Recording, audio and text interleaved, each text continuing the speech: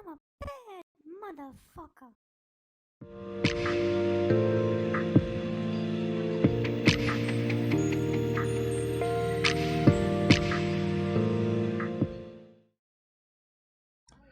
Hello, this is Russell Dobular sitting in for Jimmy Dore, who is projecting himself astrally into the studio off to my right.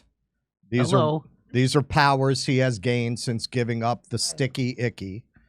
And I am joined by my compatriot, Mr. Keaton Weiss. How you doing today, Keaton? Good. How's it going? Pretty good. And we have a very special guest.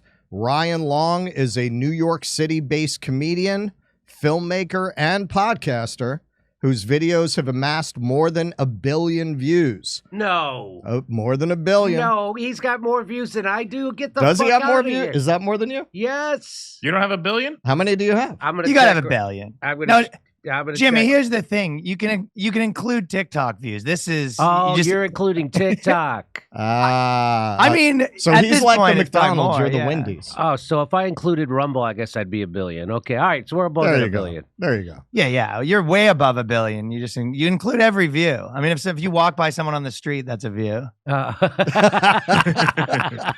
He is currently the host of the iTunes charting comedy podcast, The Boys Cast, with Ryan Long, and releases a new comedy sketch every Monday morning. Ryan has released 3 wildly popular stand-up specials, headlined sold-out clubs all over the world, and has appeared on MTV, Netflix, JFL, NBC, and The Joe Rogan Experience, among many others. Ryan, welcome. And now the Jimmy Dore Show. Let's go. And now the Jimmy Dore Show. Now you can add that to your resume. In the prime time now, baby. Big shot. All right. I feel so underdressed with my gray curtain. I didn't know it was blue curtain night. I changed mine. Out of place. I changed my set to match. Oh, you changed your set to... Oh, okay. So I don't feel Well, that it's just bad. a light. That's right. Because I don't remember your show having blue curtains. I'm like, what's this blue Hold on. curtain now all of a sudden? I can make you feel better if you want. It's up to you. I think it looks good. No, let's go blue. There, Yeah, go see, blue. now Go you guys blue. are the The odd blue's one better. out. Blue is Now much it's gray better. curtain. Oh, okay. All right. you go. Yeah. Okay. So you've taken a very circuitous route to comedy. You have an economics degree. Is that right? How'd you know that? I did my How'd research. you find that out? You were in a band called the Johnstones, which, how would you describe it? It was kind of like pop jazzy. What is this, Nardwar? Kind of. Kind of. I've been stalking you.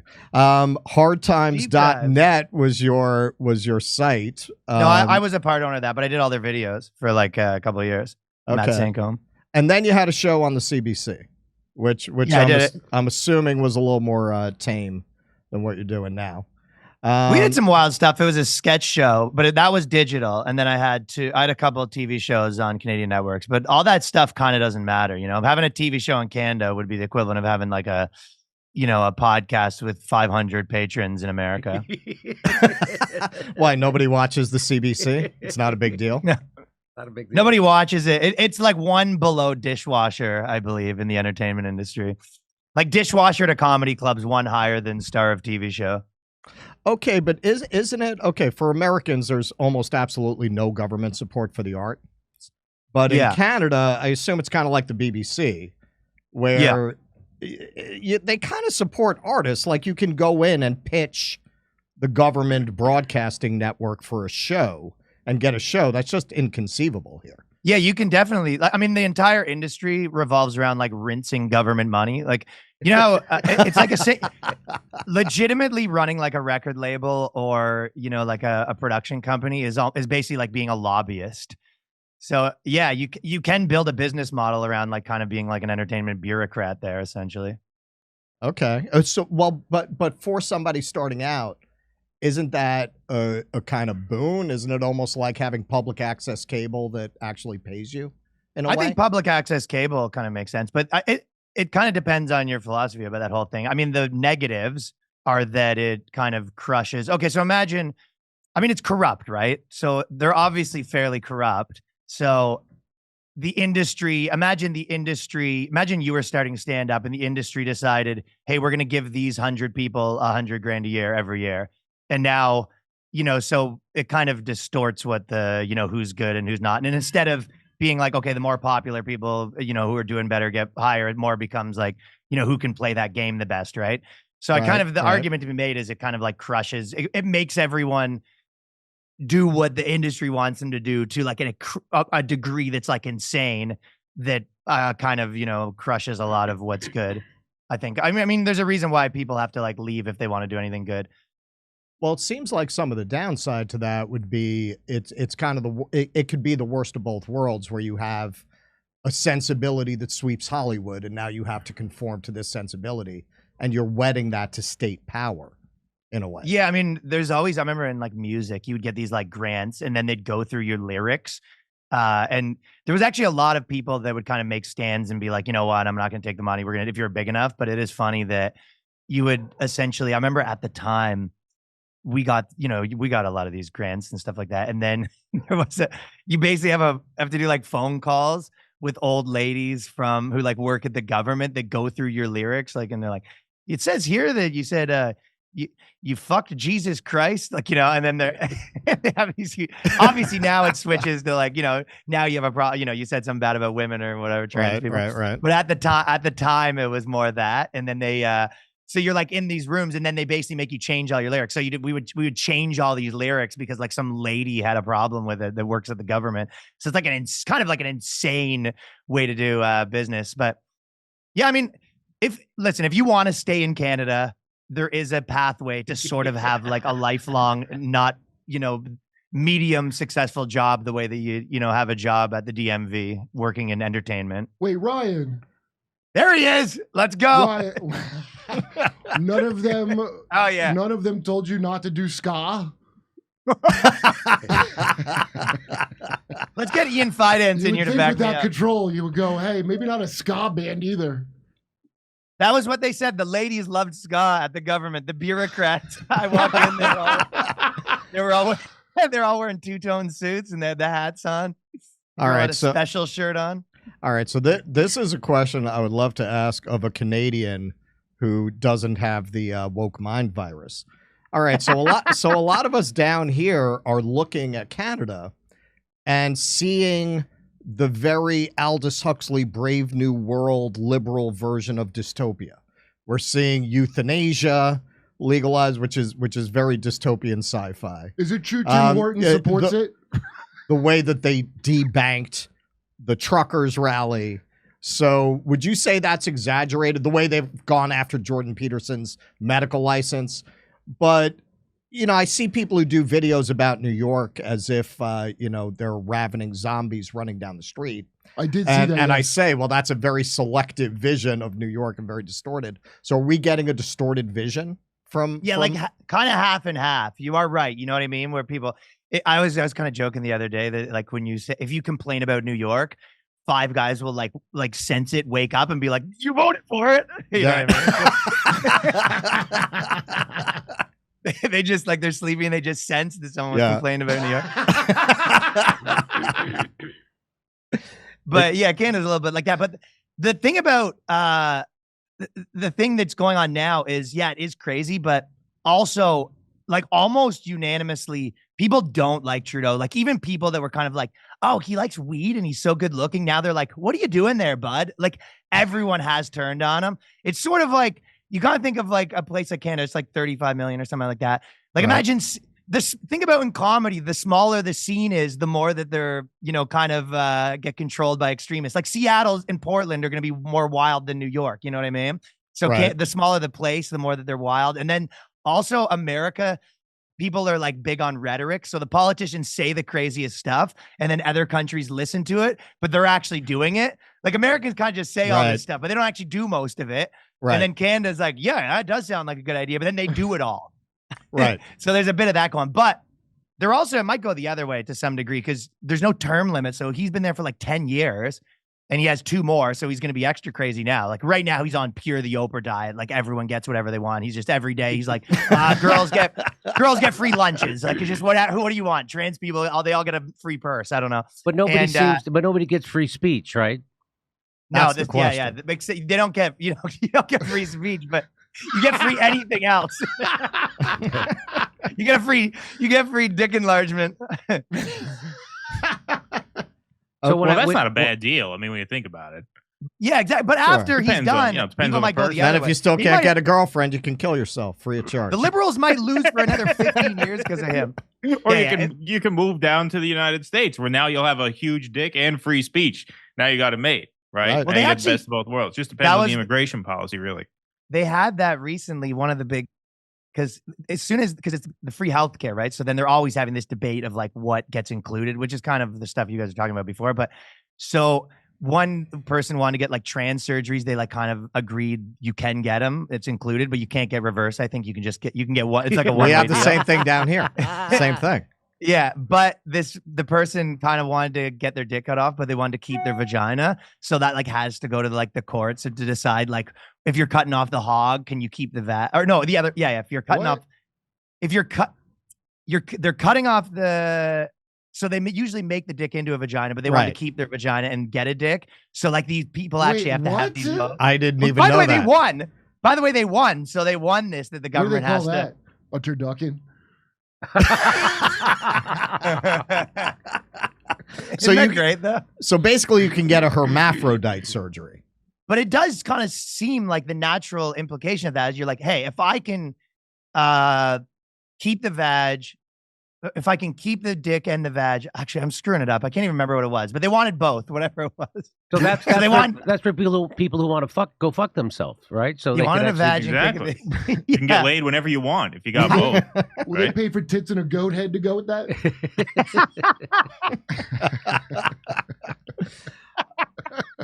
Now, all right. I want to play a couple of. But seriously, though, there was a comedian who got in trouble because he got heckled, and the heckler was a lesbian, and he said something mean to her, and so he had to pay her like 10 grand. Am I right? that was a pretty good Canadian accent. Yeah, you're doing the East Coast. This was West Coast, which is more like Buddy's getting heckled, by this friggin' lesbian. That's more. So I wanted But yeah, to. it go happened a ahead. few times. That guy's funny because that guy was like poor, but the other guy, Mike Ward, he's got money, and it was probably like, to some degree, arguably good for him. But that guy was like a dude that just didn't have money, and they're like, yeah, you have to call. It's like 30 grand for calling this chick a lesbian, and it's like just a crazy precedent. How do people? I thought Canada was better than the United States, and then I read that story, and I was like, Toronto's sick. they're worse. And I'm going to Canada. I'm going to be in Vancouver, and then I'll be in Edmonton. And so if I get heckled by a lesbian, I can't say anything.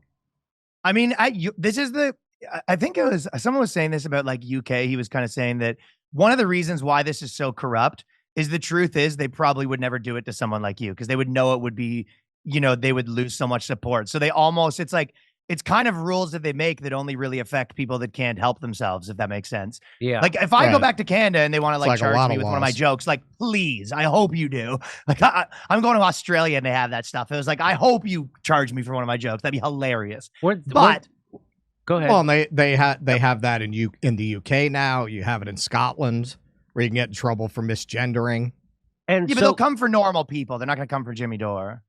And so all this about the new hate laws in Scotland, I think it's all about control, right? So if they want to silence you, they just say, hey, you said something hateful. Didn't it just happen when Tucker Carlson went to Canada, And somebody high in the government was saying that he was inciting violence with his words, right? And so they should censor him. Did you follow that story?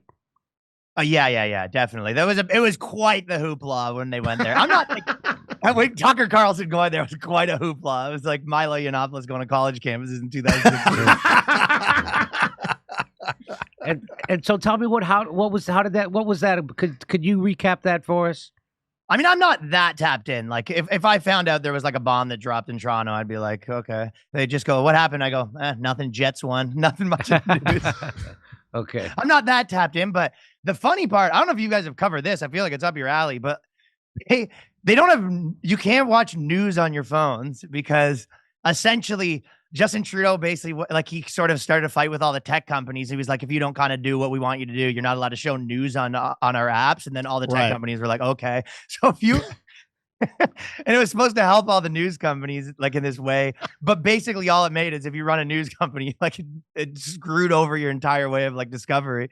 So right now, if you're on a phone and you look up like CNN or like a Canadian news, the Star, the Sun, you can't see it on your phone. So you can't watch news on Instagram and Facebook. So it's like, What about on your home computer? What? Can you see it on your home computer? No, I'm not on the internet. No, I mean, you can go to probably the website, but like on the social media apps. But if you're looking at the apps on the, I mean, it's literally, you know, a friend of yours gets jumped and then you're kind of like, okay, you know what? I'm going to go solve this. And you come back and you go, okay, he took more of your money. That's like all of his solutions are, he goes, I'm going to solve this problem. And just, it makes it 1,000 times worse. So it's hilarious. And so Trudeau thought that by banning streaming news on social media, that would help the news companies. He basically was saying the news companies have to pay the people. Like he was kind of saying like, hey, we think that you have to pay the companies. It was essentially a way to kind of like strong arm social media companies into giving money to like, you know, essentially further subsidize the news, the Canadian news industry. News? Yeah, like about. Oh my God. Wow. At least in America, they're a little more, they're tricky when they censor you a little more. Like I thought that one was recently. They're just like, hey, we're trying to make Facebook less political. So we're going to, you know, take all of the political news out of Discovery and anything that has all these keywords. But you're just like, okay, so you basically made it impossible for any new candidate to grow. You know what I mean? Like those things are all. A lot of great uses for that. Right. A lot of great uses for that one. They like to put them in the bills too. Like recently, you know what I mean? They're just like, hey, we're doing a bill about like, TikTok, and also it happens we're going to give a bunch of money to Israel, Ukraine, and also Gaza, and then also on top of that, we're allowed to spy on human citizens. You're like, what does this have to do with TikTok? You're like, it's a joint package. I mean, so the people in Canada, are they just as upset with their news media, as people in the States? Because I was just in Europe and they hate their news media there too. And what's the skinny on that? You know that, okay, you know how we were just talking, you were saying sometimes people get it wrong about New York in that, you know, like you would think based on the news, it's just like 100% like, you know, a non-binary clown walking around nonstop, right? But then it's actually like a guy, you know, mostly like 40-year-old guys wearing like rap gear kind of asking you what they're looking at. You know what I mean? More is that. A little bit, I feel like things are more serious here, where like kind of in Australia, like there is crazier stuff, but everyone's just like, yeah, that guy's a clown. Like everyone just thinks Trudeau's a clown. You know what I mean? Right. That's Whereas like the here we general see it gist as of it. existential. Yeah. He's So the I think there Lon is. Chaney of Canada. I think of him. All right. So speaking of media, People are getting hyped up though. People are getting a little. We had a video that was like really funny where, so this was like 2 years ago when it was like vaccine stuff and all that. People, if you went to someone's if you like talked bad about the government, you've probably seen this in London too. If you talk bad about the government, they'll show up at your house and kind of give you a talking to. And that happens in Canada. It happens a lot. It happens in like London. They always have it. You know what I mean? And there's a lot of videos going viral where it's like some 7-year-old kid that said the wrong thing and they're trying to, you know, give her a talking to, and she's like autistic. So she's having like a breakdown, and the cops are, you know, so it happens like a lot. But the reason it's funny is because sometimes the guys will film the cops being like, well, I'm allowed to post whatever I want, but if Trudeau's going to keep being a clown, I'm going to keep calling it out. And the guy goes, well, then get used to seeing me because I'm going to have to keep coming over. He's like, well, I guess I'll make a cup of coffee and you should get to know the missus because we're going to be seeing a lot of each other because I'm not about to stop talking bad about Trudeau. And, Oh, really? it's like Hans Landa having comes over. I've seen this in London. They had a woman literally took a picture of a sticker, and they came to her house. They caught it on closed circuit that she had taken a picture of a sticker that I think said something like "Women are women," and they literally ran this woman down and came to her house about it. Well, I'm going to say some serious shit about Trudeau when I'm in Canada. And I mean, and I hope it ruffles some feathers. I hope someone comes to my hotel from the Canada Police. That'd be great. Hey, what's all this about? Mr. Dore, this is just unacceptable behavior there, eh? No, the coming to the door is so funny. It's just some old woman, like, you know, that's just like posting Republican kind of memes on, you know, on Facebook, and they're just getting a talking to. All right, so you took a lot of shots at Vice, and I think that's why they're going bankrupt. I understand they're opening a suit against you now. But this was one of the best of them, and I think it applied not only to Vice, but it applies to a lot of media in general, where you're scrolling through your news feed and it's, what's this about sex toys for cats? Why? Who wrote this? Who is this for? So let's take a look at this. Blogging is the most important art form of our generation. And as a Twitter-verified blogger, I'm about to share with you my tried and tested formula so you too can become a millionaire through blogging. Now for starters, you're gonna want 2 folders, 1 piece of Bristol board, and a series of cardboard squares. Now for the gripes, you're gonna wanna make a list of isms, a list of phobias, anything a person could take issue with. For the target, these squares can be sports, activities, something you saw on Facebook or scrolled through on your phone. You're not gonna wanna limit yourself because this is your time for personal flair. You're gonna wanna draw a square on the poster board, the words has a second square followed by problem. And now we have our backdrop. Take your target cards, shake it up, pop it on the wall. Shake that up, pop her on the wall. And now that we've got our setup, it's time to start blogging. Now reach in here, just grab a random one. Science has a racism problem. And I do recommend trying out a few with each ism. You never want to get married to an article. Perhaps the Ottawa Valley has a racism problem. Financial services or the hairstyling industry. We're gonna reach into the bag here for another gripe. Sexism. Bernie Sanders has a sexism problem. But again, that could have been beer, economics, medicine, Wikipedia, the Apple credit card, or the television show Curb Your Enthusiasm. Now, it's easy to get caught up wondering where this article would live, but it's important to remember that these places will publish anything. Now we're gonna read. Okay, so Those are all real articles too. well, those were all real headlines. No kidding? Yes. No, yeah, all of them. Oh my God. So now, have you known a lot of bloggers? Because you did quite a few videos about this, about how you just have these insane woke people writing this stuff. Did you have that experience personally?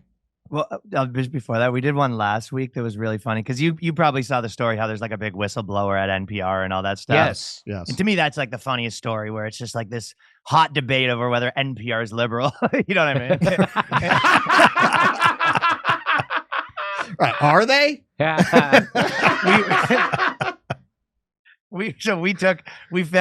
found like a ton of articles like that, and I had the sketch was like a Republican guy that's like at a Trump rally being like, it's my favorite place to enjoy, a few articles about how baseball's racist. And now that I know it has a liberal bias, I'm going to be unsubscribing immediately. I actually saw that.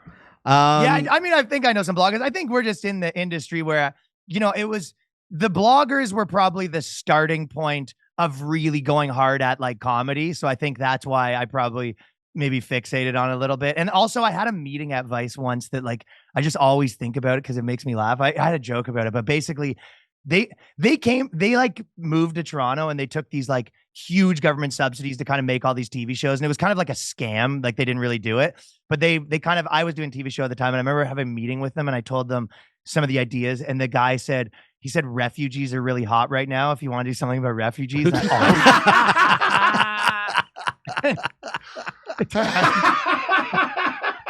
It's like, I never forget that. The guy, he said refugees are hot right now. What? Wait, I was what like, year was it? Do you remember roughly?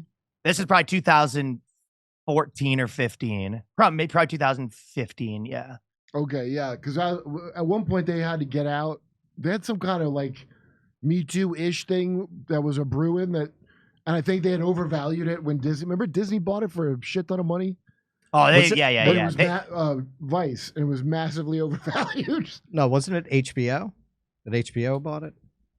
Yeah, but I thought everyone who bought that made a bad deal. Except for it. Shane Smith. Shane Smith did all that. It's probably a thing that's propped up because that's where we were playing when Pasta was here, the Vice's CIA tour of Cuba. And it was hilarious because it was supposed to show how awful Cuba was. The girls walking down the street, and I'm like, wait, where's all their homeless people? Well, they can't even afford homeless. Well, I read an article about this. I mean, do you think things got that way for the similar reasons to some people claim what happened in Hollywood was the generation of elites who wind up going into journalism were reared on these gender studies majors, whereas Vice had originally had a reputation as being this investigative outlet. Once they got in there, it all became lesbian nuns need orgasms. Do you think that's what happened? That's way too hot of a thing for them. Yeah, I think it's a combination of like 150 things. I mean, Kurt talks about this a bit, but like, you know, the idea that you have a lot of people there making, you know, $20,000 a year. So you don't really get the best talent. You get a bunch of, college kids, you know, that really know how to do the formula where you're just like, oh yeah, someone does, you know, racism. Baseball is a racism problem. That gets a lot of clicks. You're like, well, this will go on forever. It's like obviously hamsters in a machine. Like when you know when you see them artificially put views where they have like click farms of just some Indian lady and like 30 phones set up, and they just have to poke on all the, and he's like, where's all the high tech? It's just some person has to sit here and do that. That's what these are. That's programming. They got bought to do that, and you underpay your wage slave, right? And you only pay them in their bitterness being fulfilled at whoever. That's why they win at comedy the most. There's a lot of failed comedians, especially went into the blogging game. The blogging game's hilarious. Yeah, nowadays it's probably, they have these big offices. It's probably just like a Wizard of Oz situation where there's one like laptop behind a big curtain making all the articles. Okay, so this was probably the first of your videos that I ever saw. And I said, you know, wow, somebody's doing comedy. Somebody's still doing comedy where they're not afraid to offend somebody, where there's actually not necessarily an ideological bias.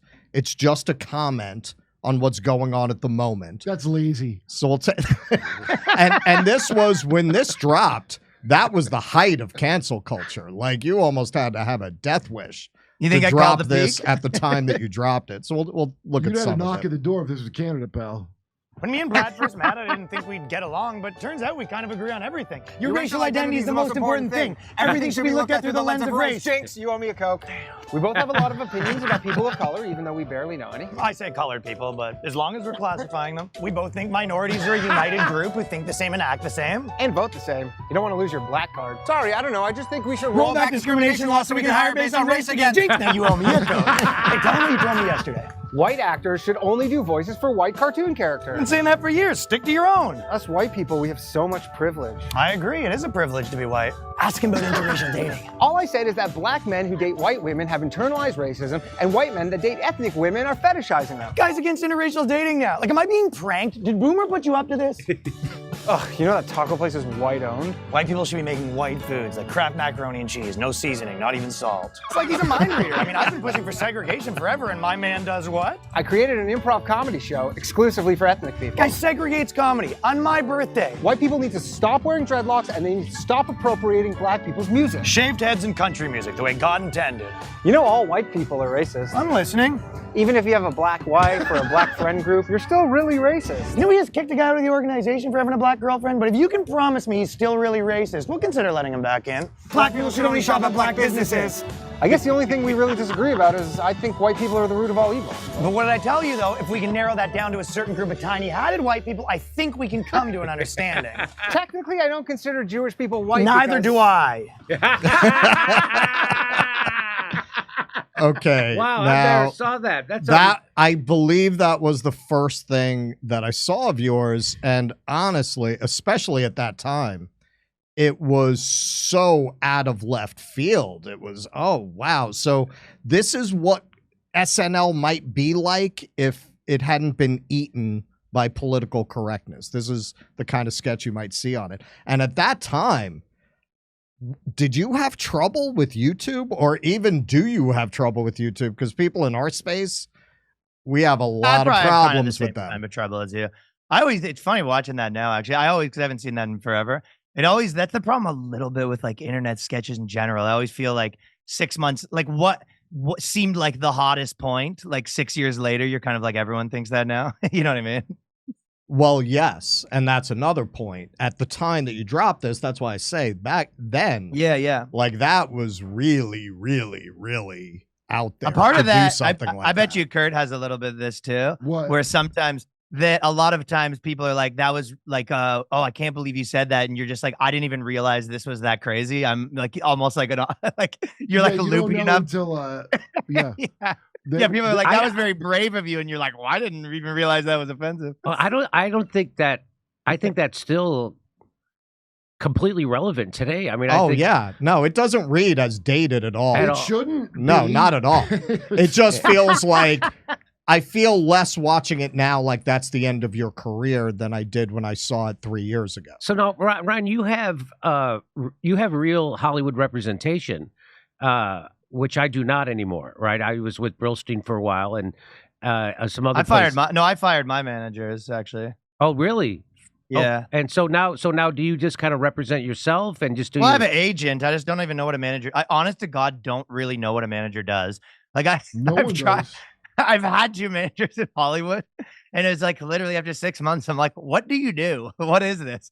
They would just do little things like, they have assistants that kind of help you with stuff, but it's like I already have people that work for me, so I'm not really sure what they do. Agent I have that works, yeah.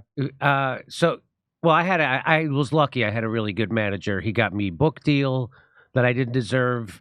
He got me an hour special on Comedy Central. He got me an hour special on Hulu. He got me everything I got. He got me. So I was lucky. Good.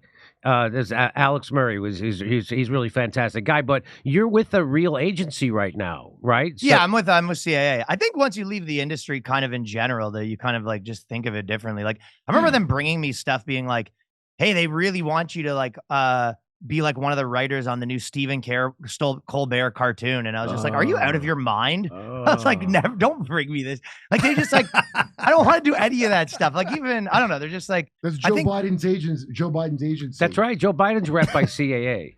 Is So it? that's a I good know. agent. I know it is funny they have like some inter-office politics there because they have.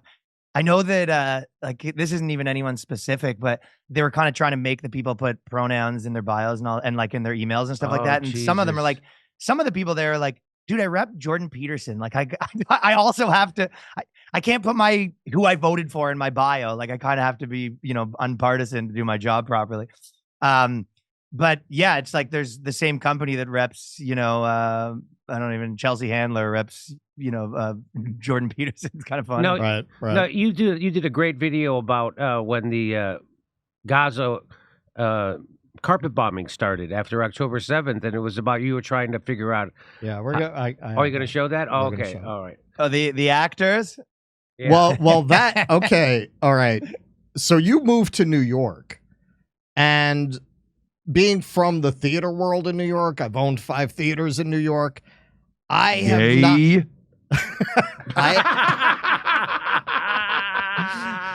not. I have not produced or directed in New York in years because who are you going to work with?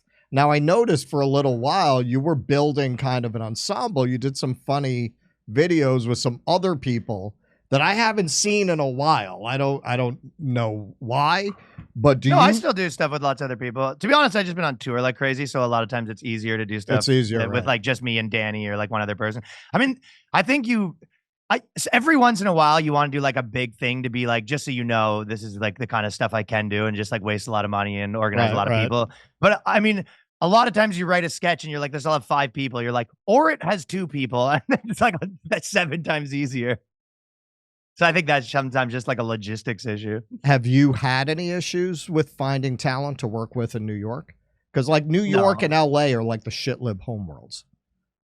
Yeah, I think probably there was a point that it was maybe I'm sort of respectful of, because I think that most people kind of thought this stuff was a little bit crazy, but people are all worried about their careers and all that stuff. So I'm very like, if I send someone something and I ask them to be in it, and I'm very like, hey, I wrote your part, not like this. Like, and if you don't feel comfortable with this, I would change it to this. Like, and I kind of usually send people like a couple options. Like, would this be in your alley? So I try to, when I'm pitching something to someone, like if I want someone to be in something and I'm pitching them, I try to be super take into consideration like how they want to be seen. Do you ever get negative feedback? Do you get people saying, do I get negative feedback? Who on the internet gets negative feedback? No, I know you get negative feedback. I mean, for performers, do you ever get them saying, I can't be involved in a sketch with this theme or with this language or with these ideas? I think one of the things that, I'm sure that, and Jimmy, I'm sure you relate to this too, and you guys, but there's like a certain level of hate that's normal. And then when it rises out of nowhere, you're kind of like, all right, what's going on here? Like it stresses you out for a second. But there's like a normal amount where you're just like, this many people are going to, you know, kind of, so I kind of feel like that. So there's some people that I put in stuff that are like, you know, my boys from Toronto or like comics that are kind of like aren't really social media guys. And I think just like, if there's ever any controversy, all of a sudden this person that they normally have 10 comments a week now all of a sudden has like 1 million people. I think that just like stresses people out in general. You know what I mean? Just like, what the, you know, so I think that definitely, but no, I don't think, I don't know. I think that the idea is a lot of times, and this is where also where I was saying that people say it's like aggressive, but to me, it doesn't feel like that. Even with race stuff, like a lot of times you spend so much time kind of like working out something on stage where people are like, how can you say that? And you're like, yeah, it took me kind of a while, but I'm confident I can, you know? So it's actually not like, if you go do a joke in front, like, let's say you're doing like an aggressive race joke in front of, you know, a super multicultural kind of New York crowd. Yeah, it's brave like the first time, maybe when you get there, but like, if I've done this and I know it works and I know this point, like the way that I make it works, then it's all of a sudden it's not so brave. Now it's just kind of normal, you know? And then sometimes other people are like, dude, you can't say that. It gets on the internet and people kind of start again. But I'm like, no, I feel pretty confident in this one. Say that too. Oh, you're the only one. Yeah. If you do a lot, I do a lot of Connecticut get some real stick up the ass. Like, oh, you can't say that. Like, you better off if you have like one of every delegate. 100% majority like rule in the audience beside you. I also find like on top of that, not only do they're like super sensitive about being called racist, the other part of it too is they don't even know. So sometimes you'll be like, yeah, everyone knows Puerto Ricans are like that. They're like, I've never met a Puerto Rican. I'll just have to take your word for it. So it's like not funny for them either. I get lucky What are because like the different like pressures in terms of negative feedback? Because you obviously do stand up and then you have, you know, this online, you know, YouTube show and stuff like that. Like, because you were saying you would sometimes you would workshop stuff on stage before it goes online. But then again, like I've heard a lot of comics say that like it's hard to workshop stuff in nightclubs now because everybody has a phone, so it can end up online without you knowing it. I think that I've been like kind of doing stand up, you know, 3 to 5 nights a week for 14 years. Like if anything, to some degree, I kind of like a little bit where the era where it was like white men are bad. Like I almost liked it a little bit, like from a stand-up perspective. Not for everything else, it was bad. Like obviously, you know, I remember even doing TV shows and all that, like that industry stuff. It was all kind of like a nightmare. But the actual part where like the actual being on stage, I think the same reason why, you know, after 9/11, there was kind of like a lot of Muslim hate, and that like led to, you know, 85 Muslim dudes having like a hot career talking about it. Like I kind of just like liked being on stage, and there would be kind of like a bunch of girls that'd be like a white dude that like looks like a bro. Like that sort of, I sort of liked that energy of almost being the villain. So that era, I actually kind of enjoyed it. You liked being the heel. Only on stage. From everything else, it was a pain in the ass, but on stage, I kind of enjoyed it. Okay, well, that begs the question, and I always felt this was probably true. That point of view was really always overrepresented by a minority online. Like, if that were ever the majority of comedy audiences, you could not have had a career doing that kind of act. Would you say that's true? Like most comedy audiences always liked what you were doing? I always try to just, like, even on our podcast, I like to think that I'm just, you know, this is the conversation me and my buddies would have at a bar, which are like fairly normal people, you know? Right. Like this is what a group of funny guys thinks. That's kind of like how I see it. So let's take a look at what not normal people think. Actors. So coming out of that scene, as soon as I saw this sketch that you dropped not long after October 7th, not only did it ring true then, it rings very true now, and it particularly stands out because you have so many actors cannot virtue signal enough about how they feel about Drag Time Story Hour. But you have probably the most explosive political issue of the last decade, and they are fucking silent about it. And you picked up on that right at the beginning. So we'll look at a clip from this. been a few days now. I still haven't weighed in on Israel-Palestine. I honestly don't know who to post. Usually it's easy. BLM, bang. Ukraine, bang. COVID, bang. Hey, did you do your Israel-Palestine post yet? I've never missed a stand. Yeah, who'd you go with? I look at my phone, I see a lot of Republicans supporting Israel. So I go, maybe stay away from that. Then I see a lot of the people we've been calling Nazis supporting Palestine. But then get this, the people that we've been calling them Nazis with are happy Israel's getting attacked. Riddle me that. But there really is no easy answer here. Did you do your Israel-Palestine post yet? What does your manager think of that? Oh, you don't have representation right now? Obviously, I was at the front lines of getting mad at Kanye West when he was doing the anti-Semitism stuff. Everyone was thanking me for standing up for the Jewish community. So naturally, I'm seeing this happen. I go, okay, we're back with the Jews again. I see Kylie Jenner post for Israel. I think, okay, the word's in. Then boom, she's getting killed on every angle. So it's not Israel. So I start doing a bit more research. I'm seeing queers for Palestine. And generally, you want to be on the side of the queers. If you look at the things, you're not going to get in trouble if you go with what the queers are saying. Then Mia Khalifa, who we obviously support, is posting with the queers. And she's getting fired from her job. The whole reason I'm posting this is to get in better standing with my job. And by the way, I started to see that your silence is noted post popping up, so we're running out of fucking time here. Okay, now, if anything, what you're identifying there has only gotten worse in the intervening months. So why do you think these actors who are so eager to tell you what they think about all of these other issues, George Floyd, they've never seen a flag they don't want to put in their bio, but they're completely silent on this issue? I mean, the simple answer is people moving their self-interest, but there's so many parts that were fun. I don't know if you guys saw recently, like, I mean, obviously you have, but all the protests and the universities or whatever, but I really want to do a sketch or like a news piece that's like, the ADL finally found a protest they don't like, where it's like the first, it's like, there's like, you know, we think college is about protesting as long as it's, you know, protests other than Palestine, obviously, but every other, like, there's Jonathan Greenblatt has not found a cause he hasn't supported except for this one in his entire time being at the ADL. Ryan, right? did you see, because I love that headline of Mia Khalifa fired from, like, she'll never work in porn again. Well, you did that great one of Hamas praising her. Yeah. yeah. All the boys are very inspired by your revolutionary work.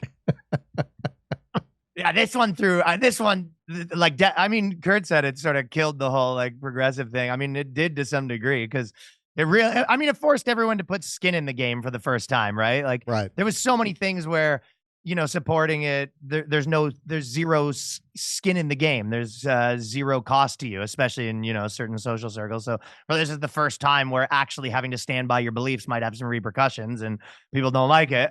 Yeah. You saw Rosie O'Donnell. Actually, this comedy video, Rosie O'Donnell basically made a video saying that in so many words, like, because we were going to make fun of it on one of Kyle's things. And it took, I was like, why is she like miserable like this? And she's telling some fucking allegory about her kids and some other kid. And you can tell it's about like Israel and Gaza without having to mention them.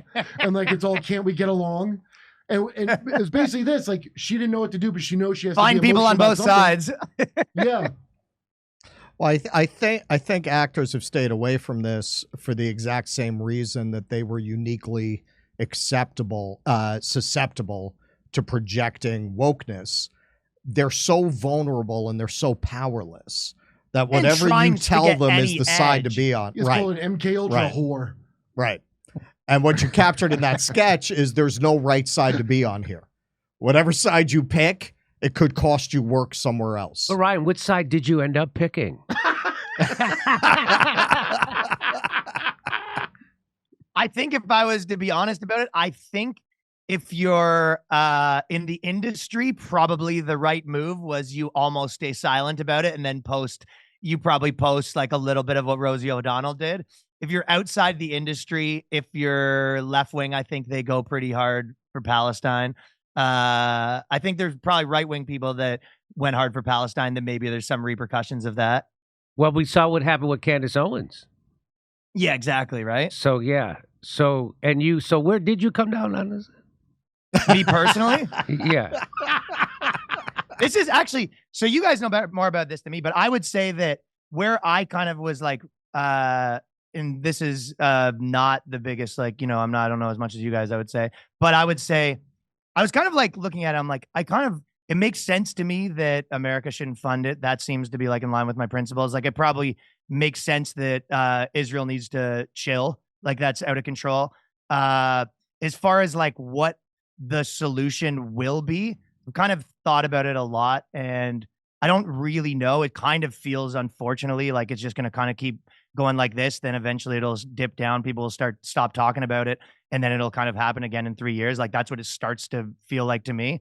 But I don't know if there's like a crazy path to success here. Maybe the idea of like, the diplomacy behind the scenes kind of telling Israel to stop leads somewhere positive. I don't know. Where are you at what is where your you think- final solution? What's the final solution? Do you think the chosen people sounds very similar to the master race? Chosen people sounds, oh, of course, yeah. But they are the chosen people. You do agree with that, right? Oh, there's no doubt. No doubt about it. No doubt about it. So, okay. So what do you think? I mean, just like a button on that, but I kind of, that's where I think one of the most complicated parts when I think about it is when people say they're pro-Palestine, that means like 7 different things for 7 different people. For some people, that means, right to return. They should be able to like essentially take the original land back. For some people, that means a ceasefire. For some people, that kind of means that America should stop funding it. For some people, like I think for a lot of different groups, it means a lot of different things. So it's, I always kind of think, go ahead. But it was kind of making me laugh. Like in the last little while, there'd be like a lot of terms, like when they originally started saying like, are you a feminist? And it would just be like, do you not think men and women are equal? And then like slowly it kind of like, it meant a lot of different things. It kind of felt like if you're like, yeah, I'm a Rangers fan. And they go in, well, just so you know, if you're a Rangers fan, we support the Islanders now. Like they kind of added all this, like it kind of felt like a lot of definitions were happening that rapidly. And I feel like a lot of these definitions of, what Zionist means for some people seems to mean a lot of different things, what pro-Palestine means. So that I think that's the part of it that maybe even makes it like more complicated for your average person to kind of parse out.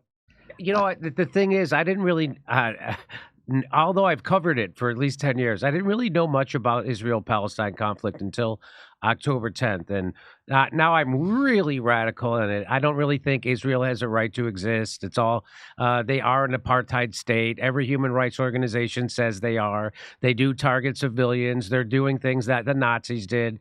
And Zionism is basically Nazism right now. And so that's pretty radical. And I'll never get represented in Hollywood again because of that, which is okay. And so that's where I'm coming down on it. And, a lot of people say to me, they go, well, Jimmy, Hamas doesn't support the LGBTQ. What do you think about that? I'm like, well, again, obviously we should slaughter their children then.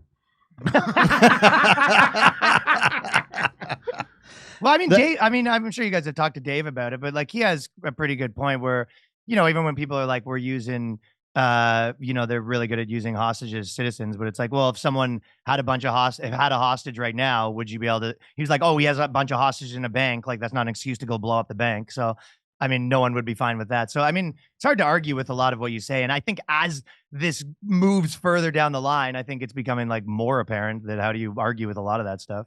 Well, that's it. I mean, the reason why a lot of these words have a lot of different meanings is not by accident, right? I feel like there is a lot of obfuscation about that, right? Oh, right. Well, Zionism means different things to different people. Zionism, in the context of how it actually is realized, means the Jews have a right to establish a state and treat that state as their own, as an ethno-state. Exactly. And I'm a Jew. I'm not a Zionist. I don't believe we need an ethno-state to survive as a people. You don't feel persecuted in New York? I feel totally safe in New York, and I'm in the Goy section of New York. I'm way upstate, and I still feel safe, right? But it's hard. It's hard to argue for an ethno-state. If we needed a state, if you want to make the argument that we needed a state, Germany was the country that did the crime. They were split in 4 parts after World War II.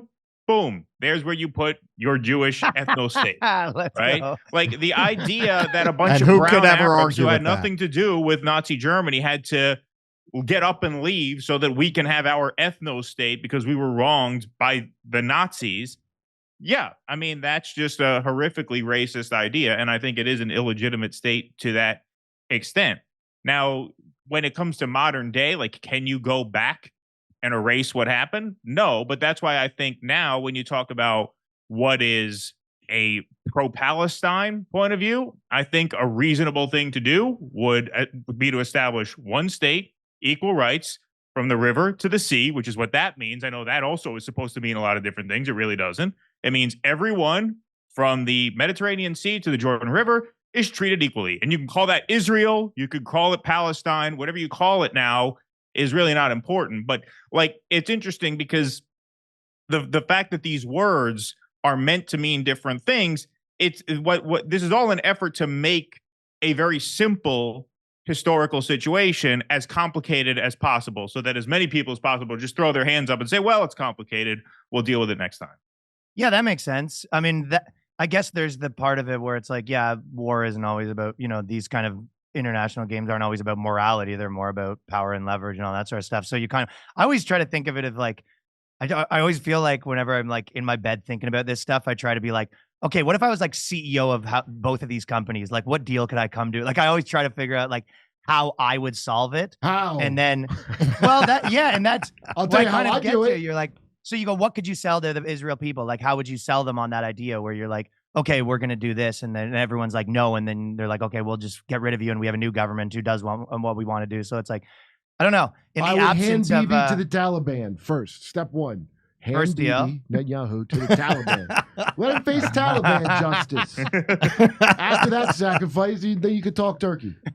And Jimmy Dore Show had its last broadcast on April 29th, 2024. Oh, the easiest, the solution is the United States. What do you think? Yeah. The solution is easy. The United States stops funding them or threatens to stop funding them because they couldn't do any. They couldn't do any of this without knowing that the United States and our military are in their back pocket. So if we weren't, they would have to be a good neighbor and they would have to stop because the Israel is the terrorists of the Middle East, and just like the United States is the world's terrorists. And so if that happened, then they couldn't do any of this stuff, and they would have to accept your offer.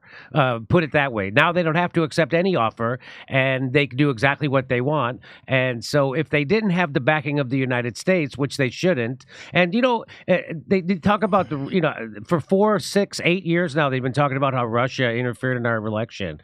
The country that actually interferes in our election and brags about it openly is Israel. They put out press releases about how all their candidates will win all their races, and everybody in the United States who's a politician shits their pants to think that they're going to get on the wrong side of AIPAC. AIPAC doesn't even have to register as a foreign agent. Also, look what's going on in Texas, right? So, and look what Mike Johnson just got revealed. He got tens of thousands of dollars from the Israel organization, Jewish organization, and look what he's doing. Same thing with the governor in Texas. So this is, I've been going on stage the last couple of weeks saying, welcome to the United States of Israel. And it gets a big laugh and a cheer. And that's exactly, I mean, it's so obvious now that the majority of people aren't for this, but just like they aren't for funding Ukraine. And so our government doesn't work for us. And the only thing that they have is still the same people who control our government still control our media. So a lot of people aren't woken up enough to the reality of that. Not woke, but woken up to what's really happening, that they live in an oligarchy. They don't live in a democracy. And you have assholes like that fuckface that went up at the correspondence dinner last night and say, I'm voting for decency. Joe Biden is one of the most indecent human beings in the history of the fucking planet ever, right? And he's a warmonger. He's an enemy of the people. He's a racist. He's a sexist. He's been credibly accused of rape. There's not a worse person. He's been funding a genocide. He's draining our treasury right now to fund the slaughter of Ukrainians in an economic war, proxy war with Russia, which is backfiring. Everything they said Donald Trump was going to do, they're doing. Oh, you forgot they're doing a Mariel boat lift of illegal immigrants, but that's on right. a 1,000,000-person scale. That's right. They're going to be just like Cuba. They're literally they're flying in illegal immigrants into our country. Scarface. Get ready for the Scarface. And they're doing it right in our faces. And so anyway, I don't know how I got off on that, but what do you make of that, Ryan? Yeah, I mean that obviously this like split the Democrats and Republicans where it's like half and half there and half and half there. And it's kind of like a big, you know, rift between like, you know, people that would be more populist or less populist. But I think it's hard to even like pretend that the majority of the people are for this. I don't even think you could really like pad stats to make that look like that's the case. Yeah, no, last polling on Israel, support for Israel is down to 36% in terms of their military operations. Yeah. So, yeah, it's not even near 50-50. Right. So, yeah, but if you have that situation, you're like, hey, no one wants this. And we're like, well, too bad. I mean, what's the even, of course, they're not representing the will of the people. I think that's just like a fact at that point. Yeah, no, they passed those 3 war packages, Taiwan, Ukraine, Israel, plus the TikTok ban. We saw more bipartisan handshaking and smiling and backslapping. It was all of a sudden Democrats and Republicans were getting along again, just like it was after 9/11. And this is the first time since then where we've seen them be so complimentary across the aisle. I can't think of a time. Yeah, and it was to do things that nobody wanted. Yeah. Yeah, no, I was just saying on what you were saying. I had a funny news headline that I wanted to do where it's like Democrats, Republicans disagree on everything except for the wars. But it's like just like legitimately any time that there's they're just like the hyper aggressive disagreements on, you know, how many bathrooms do trans people get. But then it's, you know, they're just like could not be more chummy when it comes to this stuff. They're like flying Ukrainian flags in their hand, like Fetterman waving his way. They all have slow person flags. All right, so Jimmy mentioned the deeply, horrifically unfunny comedy at the Correspondents' dinner the other night, and part of the reason that was not funny is because once you pick a side, it's not really funny. Now, in your case, usually your comedy is pretty equal opportunity offense, as comedy at one time was. And you seem to be doing fine. You have a career. It seems like a lot more fun. Why do so many of these comics like Trevor Noah, like Stephen Colbert, who actually was funny at one time, why do you think they become what we would call corporate comedians rather than to go out on their own? When you got somebody like Colbert who actually has talent, I'll give you 3 guesses. He's an actor. Yeah. Well, what do you think, Ryan?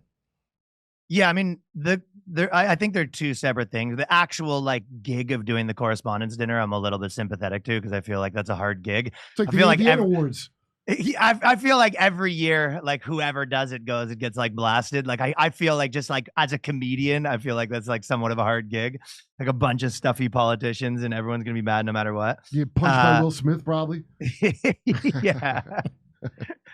On the other side of it, it was I mean, I think in order to sort of like stay truthful in comedy, it's like you do it small increments always, kind of like how staying in shape is not one day. It's like always a little bit pushing back against your audience or pushing back against what you're not supposed to say. It's not just like, I always kind of look at like, you know, there's sort of like guys who, you know, their girl bitches them around and they're not allowed to go out with their friends. And then they one day it's like, I'm putting my foot down. It's like, yeah, but really what you need to like sort of slowly be in control of your life. So I think that just always sort of accepting like what the status quo is and what you're supposed to say. And then it becomes like, if you ever go against that now, it's like this big stand that's a big deal. So I think that it's like a slow thing that you kind of always have to be doing to sort of remain your brain's independence and freedom. Don't you find it, I find it, I don't know, shocking. I don't know what the right adjective is for it. But whenever I would turn on a late night comedy show, they were all in lockstep. It was very much the opposite of what comedy is supposed to be. And like, that's the beauty of what you do, I think, is because you're not in lockstep and you point out the hilarity of comedians or anybody being in lockstep. And I mean, if, you know, no matter what it is, no matter if it was Trump hate, no matter if it's the Ukraine war, no matter if it was COVID or lockdowns or vaccines or Kyle Rittenhouse, no matter if it doesn't matter. They all are doing a version of the exact same fucking joke. Isn't that weird? And also, wouldn't it suck, like, as a comedian? Imagine, like, half of the stuff that you want that's funny, you're just like, well, I can't do that. That's lazy. I'll be in trouble. Stop being lazy. Orange man bad. Programming. My girlfriend was at the store yesterday. bought chicken and she called it a he. Like I just put him in the bag. Goes, oh, you just assume. And the guy wasn't calling her out in any way. He goes, oh, you just assume the gender of chicken, but it's like a reflex that you have to like react about someone assuming gender. It's just like hiccups. Like you have to. They all hiccup the same. It's been a few Like, days. oh, somebody's got the call outs. Nobody That's gives. not. You can't do. You know what the funny, and Steph talks about this in her act, is like, I've seen transgendered comedians all the time get on stage and say, "Hey guys, how you doing?" Refer to they completely misgender an entire room full of fucking people. They do it constantly. They call women guys all the time. Why is that that's the acceptable misgendering? It should be. I'm not saying y'all. I say dude to women before. Because if you're from an oppressed class, you can't be the oppressor. That's the idea? Of respect, I'm pretty sure that's the idea. That's the idea. Listen, I always call everyone I don't dude know. and man, women especially, as a sign of respect. I call everyone Bud. You can't go wrong. Bud, Oh, yeah. how you doing there, Bud? Yeah. All right, so I want to close out with Jerry Seinfeld has been sharing his wisdom because he just directed some movie about Pop-Tarts or some shit. He fucking ruined his show for me now. And I think Edgelord Jerry Seinfeld? Edgelord Jerry. You know, it's funny. You look back on Seinfeld now, and it is such a product of this bubble where the Cold War had ended, peace dividend, booming economy. It is only in that context you could have a show premised on nothing. It's a show about nothing. It's a comedy of manners. It's not getting your soup, right? Is you could it really never. about It would be nothing? unintelligible if you tried to pitch that to them. I always kind of like take issue to they always go, it's about nothing. And you're just like, it's a situational comedy, just like any other. It's like, well, it wasn't about nothing. It was about, George is trying to buy a new car and there's a problem. Like it was like, They were all Sorry, about you're a nothing. writer? What you mean? Honestly, I in think a, it's- honestly, in a weird way, how if is you're this a, more about nothing? if you're a New Yorker, it's almost Noel Coward. It's a comedy of manners about the neurotic people of the Upper West Side. That's one thing that's kind of surprising that it became such a Why did you do the worldwide quotes when you phenomenon. said No, I got to push back on that. I think it's about everything. I think it is high art on the level of Mozart, Sistine. Seinfeld is Oh just an my absolute God. masterpiece. I It's an agree with absolute them. They masterpiece. deserved it at the end. They No, all because deserved what their it prison. They proved did. was that the reason it was such a big hit is because it proved that everybody has those same neuroses that we typically ascribe to, Upper West Side Jews. When the lady sneezes and George waits to say God bless you, it's like, no, I wasn't being rude. I was expecting a second and a third sneeze, and I was going to say the God bless you at the end of the three. I wasn't going to say it each time. I was going to wait for the trio since they usually come in threes. People think that. That's absolutely something that thought is not unique to George Costanza. That's universal, and that's just one of countless things. Right? I think your society has to think, not be having a lot of problems for that to be what your show's about. I think that's no true matter with the what 90s circumstances it exists under, people will always have those kinds of issues. I think that's why it has a lot of replay value. No, Like, but I it think is holds true up. though. Like, And I hate this fucking guy now, and I still love the show. This guy's revealed himself to be one of the biggest assholes in show business, and I can still watch Seinfeld reruns. Right? Yeah, to what you're saying, I was Well, just what saying that, happened? what? Wait, what do you mean? What did he do? And show No, he was posing for photos with the IDF. He's meeting up with Barry Weiss. Yeah, no, he's a full bore. Yom Israel, what was the phrase? Yisrael High, whatever the hell it is. Yeah. There is some grace. Like when you see a 7-year-old rich Jew, you're like, what do you expect him to be out there at Columbia with the Palestine sign? Like, you probably what's the way he's going. I mean, in his case, I wish he had seen your video and just kept his fucking mouth shut. All right. Because it all wouldn't right. have- So, yeah. all right. So now, Ryan, I've seen some of your interviews, and I think your take on this is kind of interesting. On the left, PC is destroying comedy, as he shakes his fist at the cloud here. So let's see what he says, and I want to get your take on this. Whoops. Oh, yeah. Nothing really affects comedy. People always need it. They need it so badly, and they don't get it. It used to be you would go home at the end of the day. Most people would go, oh, Cheers is on. Oh, MASH is on. Oh, Mary Tyler Moore is on. All in the Family's on. You just expected there'll be some funny stuff we can watch on TV tonight. Well, guess what? Where is it? This is the result of the extreme left and PC crap. and people worrying so much about offending other people. Mm-hmm. When you write a script and it goes into 4 or 5 different hands, committees, groups, here's our thought about this joke, well, that's the end of your comedy. They move the gates, like in skiing. Yeah. Culture, the gates are moving. Your job is to be agile and clever enough that wherever they put the gates, I'm going to make the gate. Okay, so I've seen you talk a little bit about this question of, oh, the PC people are destroying comedy, and from what I've seen, your responses tended to be, no, whole new opportunities have been created. Yeah, I think people want me to be more black-pilled about it, but I'm not. I mean, his original point that bureaucracy ruins art, I think that's almost a truism, and I'm like, I always thought that's kind of what I was saying with, like, you know, the Canadian system. Like, you know, obviously the more people that are involved in like a bureaucracy to make art is not how like creativity works. I mean, Right. Jerry Seinfeld has good comedy points. He said that making a really good TV show sometimes is like throwing a dart at a dartboard with a blindfold on and having 5 people helping your hands not going to help it do better.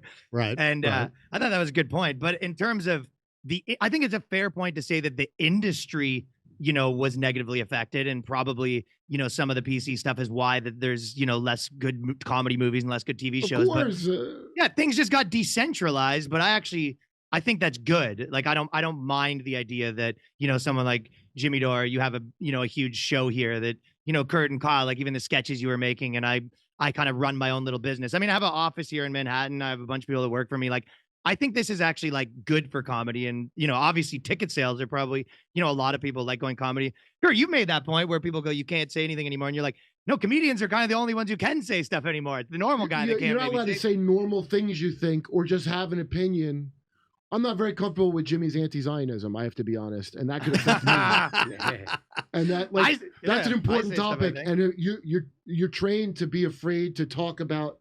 That's crazy to me. The only way you can say anything is through a joke. You have to have a really clever. What Seinfeld said is correct. You got to get around the gate to say what you want. If you're like, I don't think that men are women after all. Whoa. You're not allowed to say normal. Yeah.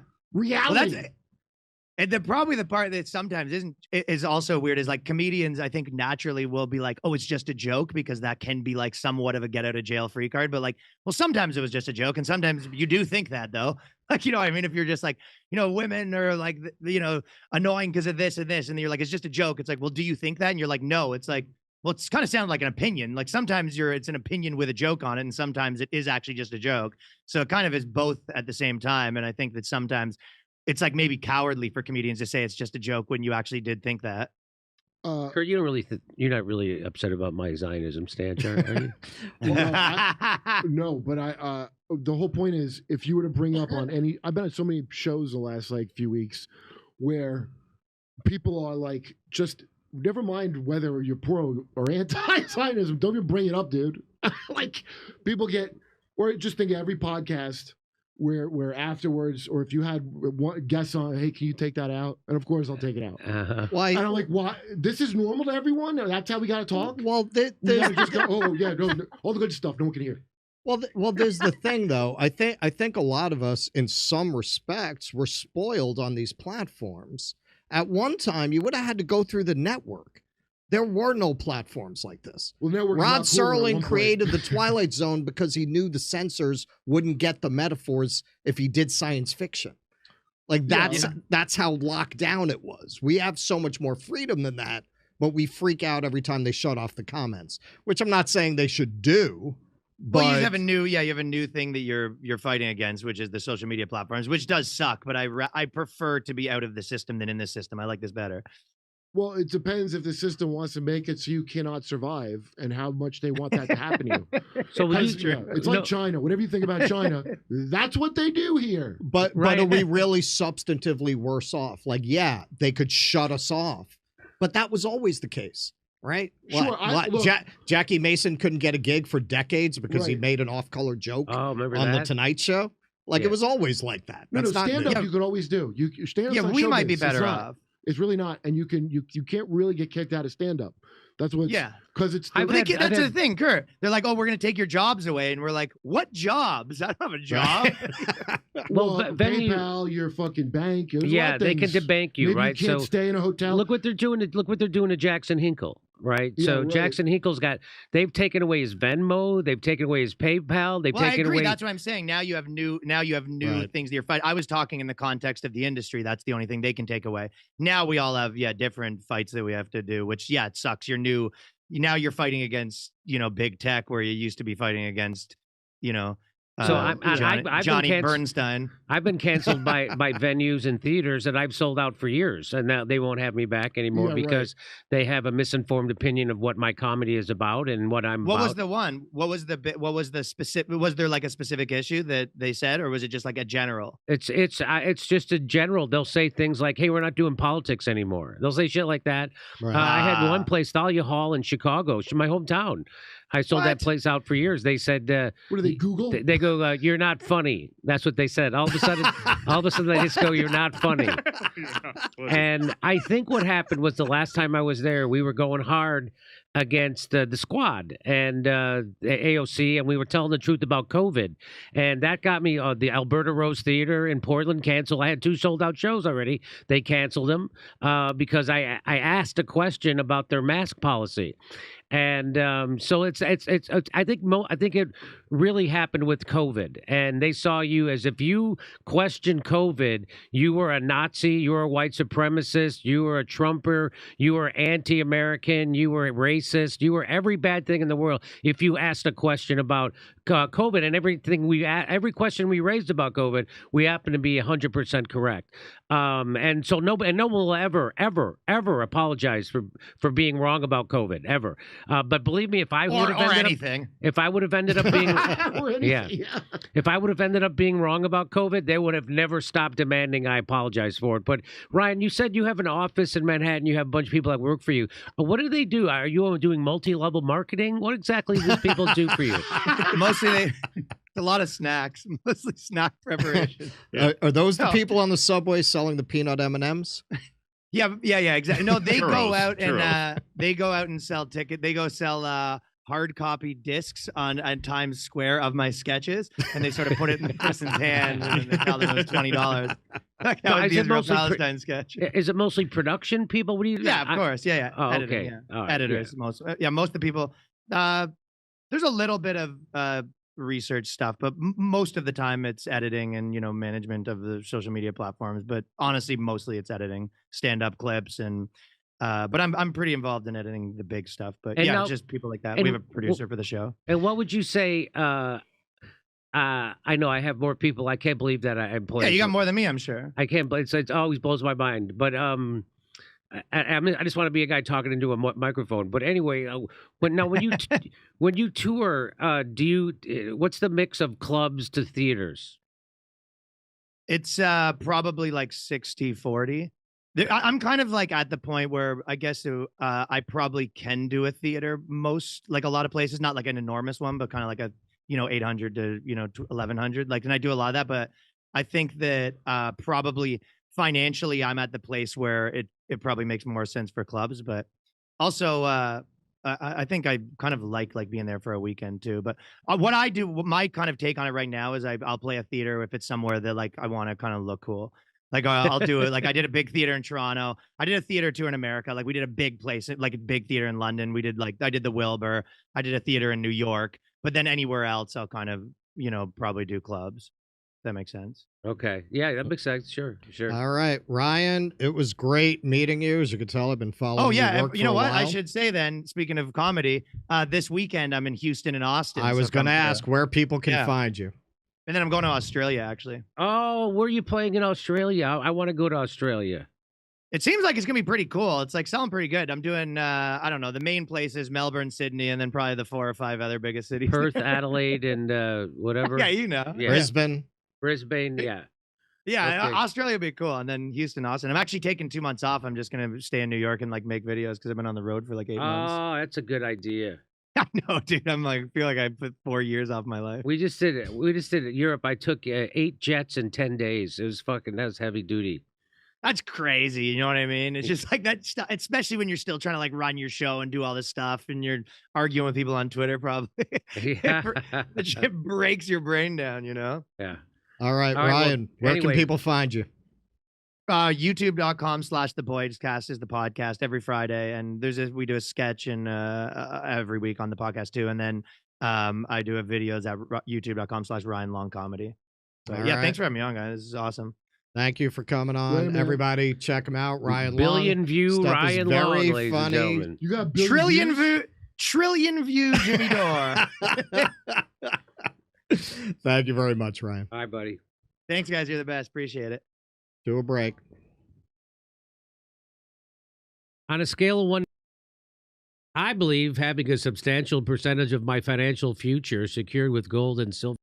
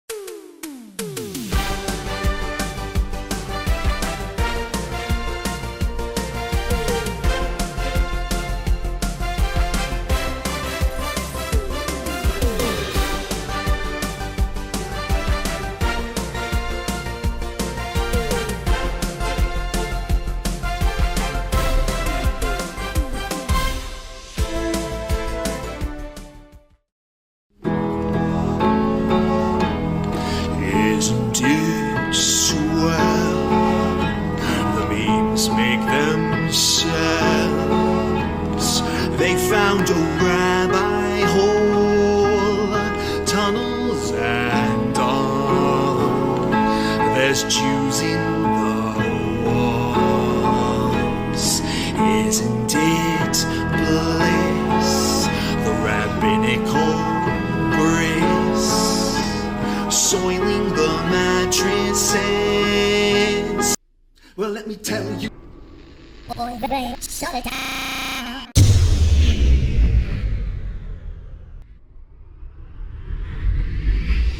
If I were Rabbi Shmuley and diddle diddle diddle digga digga diddle diddle dum, all day long I'd diddle little bums. If I were a Shmuley man, I'd peddle all my dildos, dreidel dildos, selling dildos with my daughter and her mum. If I were a Jewish Shmuley man, I'd be digging with a dildo in my bum. I'd wear a grotesque nose and go grab some goyim right on the nipple with a pinch. A Shabbos lap dance brace for the youngest mensch. On a scale of 1 to 10, how much do you hate shitty coffee?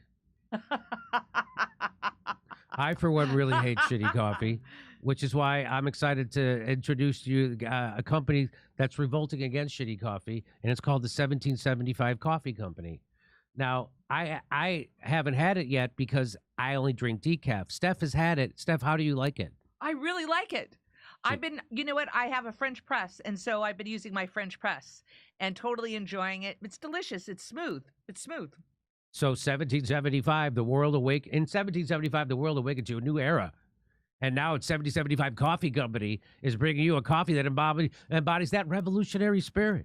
Crafted with passion and precision, our beans are ethically and exclusively sourced from the finest coffee beans farms of Bolivia. Didn't know that. 1775 Coffee Company's farm-to-cup journey ensures the highest quality of authenticity and sustainability from start to finish. With each sip, your palate will recognize and appreciate the dedication and passion that goes into crafting this single-sourced brew. 1775 Coffee Company takes pride in offering customers a truly exceptional coffee experience with their premium coffee collection. But their dedication to this revolution extends beyond the realm of taste. Safeguarding freedom of speech is critical right now, which is why 1775 Coffee Company has joined forces with Rumble in defense of one of our most fundamental rights, freedom of speech. Coffee that's sure to awaken all your senses, including the sense of freedom. So choose 1775 Coffee by going to 1775coffee.com/litter. That's LITTER, and use the code LITTER for 10% off the checkout on your first order. 1775 Coffee, brewed to perfection, crafted with revolution.